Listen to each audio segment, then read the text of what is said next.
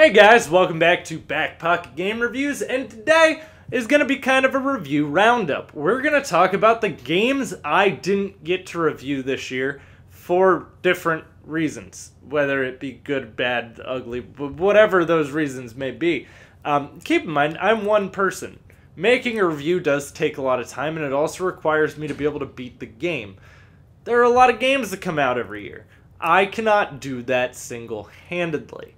And I try to make sure that I cover the ones that I absolutely love the most, and it can still be really hard. Like in November, I was so busy, I didn't really get to touch on every single game I would have liked to have touched on.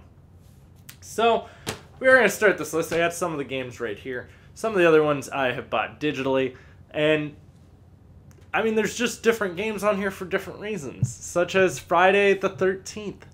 I loved Friday the 13th. A lot of you got to watch me stream and play it. A lot of my reviews, so it's really hard. Sometimes people be like, oh, you didn't review this game.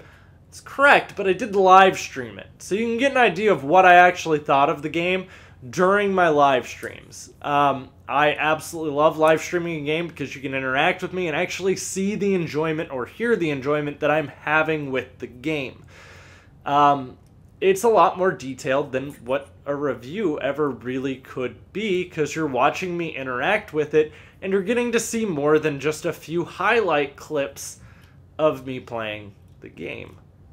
So, Friday the 13th was awesome. I just didn't have the chance to review it. It had a lot of bugs too, and I was going to make a review on the game. I really, really wanted to. But a lot of those bugs make it very hard to sit down and go, here, you should go buy this game. So sometimes things can make it too complicated for me to really want to give you a number rating. And people on the internet become butthurt little girls whenever you tell them to go buy something that they dislike. So when there are a lot of bugs in something, I can't go, oh, I love this game, you should go out and buy it.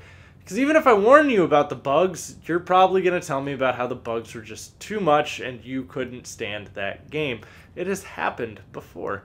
Another one I didn't review that I kind of wanted to was Prey. I didn't make it very far in Prey. I actually regret buying that game digitally. It's not that it's a bad game. It was actually a pretty good game. It's just not really enough to hold my attention. I didn't like the story. I'm sure a lot of people do like the story. I personally am not a big fan of horror-centered games, though, and I couldn't really get into Prey. It's not like I can sit here and go, oh, well, this was wrong about it, this was made like crap, this didn't work correctly. It was a well-made game. I mean, it's Bethesda. Bethesda normally doesn't make poorly made games except for Brink. But I just couldn't get into the game, and I didn't want to give it a bad review when it was more me. You ever had that? It's me. It's not you. That was me talking to Prey. So, good game though. If you like horror games, you'd probably like it. If you like sci-fi horror, you'll probably love it. Just not my style. Next up is PUBG.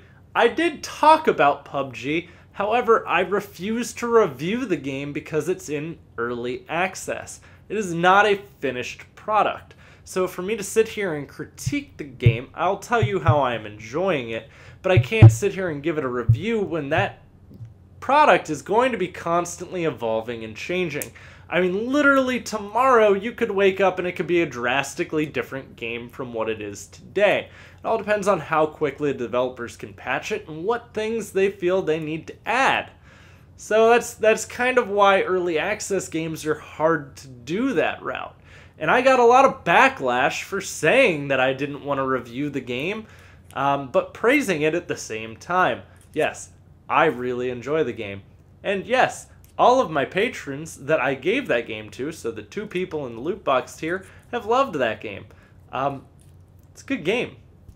Don't let the bugs or even the bad things you've heard about it, bug-wise, stop you from trying it and enjoying it. It is a $30 game. It's $30, it's in early access, it's not finished. Just so you know, before you go into it and start critiquing it poorly.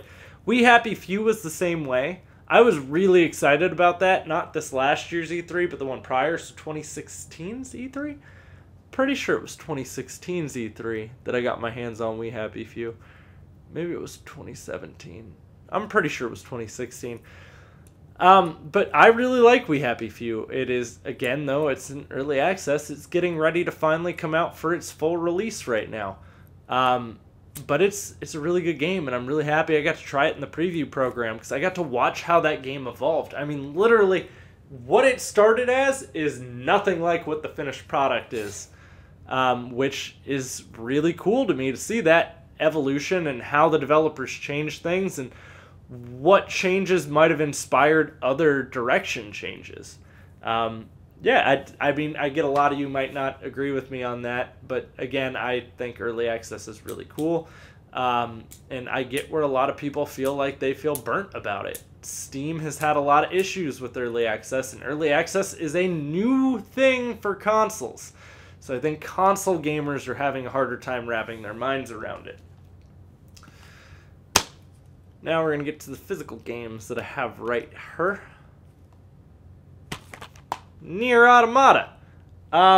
So I picked it up on Black Friday. Wanted to review it. I can't really get into Nier Automata. I know, I'm sorry, some of you are going to absolutely hate me for that. It's just not my style of game, guys. I'm sorry. I gave it my all. I don't know how far I'm going to make it into it or if I'm even going to finish it. I may never even go back to it.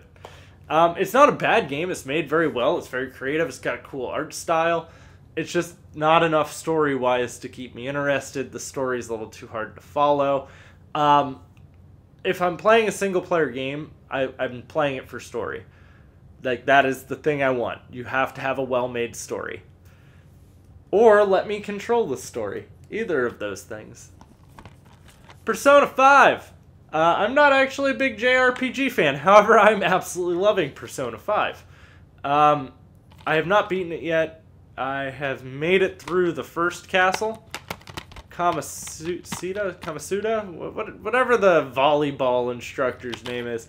I just beat his. We're a little bit past that. We're getting ready to go into the second castle. It's really good, though.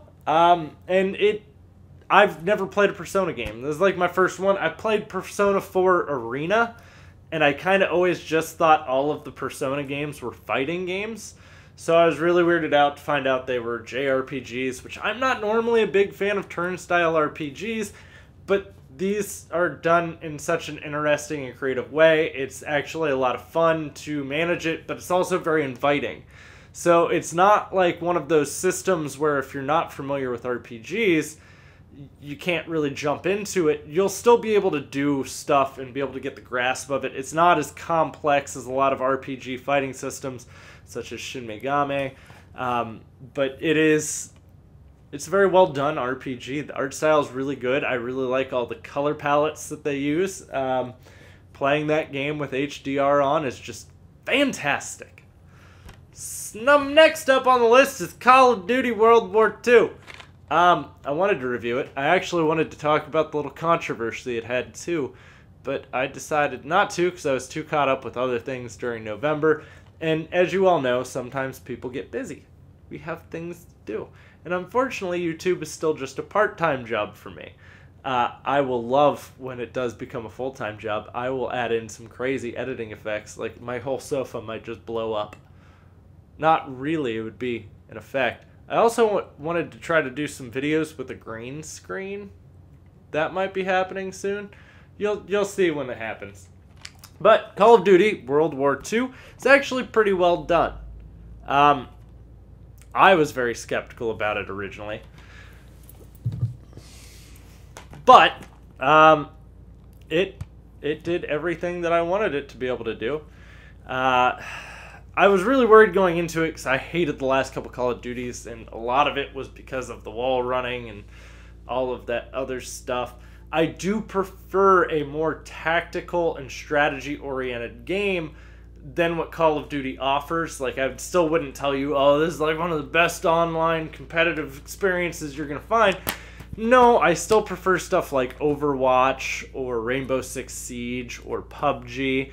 I like more strategy-based kind of games.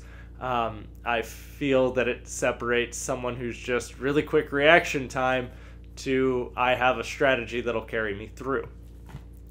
But Call of Duty World War II is pretty good. So if you're looking for an arena shooter where you can run around and run and gun to your heart's content, you will probably like Call of Duty World War II. Assassin's Creed Origins. I don't pick up Assassin's Creed games day of release anymore. And a big part of the reason why was Unity. I'm sure a lot of you remember the bugs that Unity had. Boy, oh boy, Unity. God. I also absolutely hated Assassin's Creed 3. I felt Connor was the most annoying character in the entire Assassin's Creed universe. So I've had too many bad experiences to be willing to buy the game day of release. I bought Call of Duty day of release because I run a YouTube channel and God, people love Call of Duty. So that was a big part of why that got picked up when it did. But Assassin's Creed Origins, Jesus Christ, they changed a lot about that game. I will probably go back and review that. That is something I've been thinking about doing, or even where I maybe just spend some more time live streaming those games, which we're going to be getting back into live streaming as well. I want to be able to live stream more games with you. I feel it is a more accurate representation of how I am enjoying a certain game. You can watch a review. Reviews are great to get an idea if someone's liking it, but nothing's going to tell you if you enjoy a game more than streaming it. I mean, you literally get to see what the game is from different points of the game. I can watch 10 minutes of the game and get an idea of what actually happens over 10 minutes, or I can watch a 5-minute review and just watch a highlight reel of explosions and cool shit happen for 5 minutes and think that's what's now going to happen the whole game. But they did a lot to change Origins, by the way. So if you haven't played it, I mean, Assassin's Creed, this one doesn't even play like the old school Assassin's Creed games anymore. I mean, you can still climb buildings, but like the entire combat system is completely different. Guys, thanks for watching. I'll have plenty more content coming for you soon. Let me know what you think down in the comments down below. If you enjoyed the video, don't forget to drop a thumbs up. And if you're new here, you can click that little subscribe button plus that little bell. It may or may not let you know when I upload a video. Guys, thanks for watching. I'll have plenty more content coming for you, and stick around.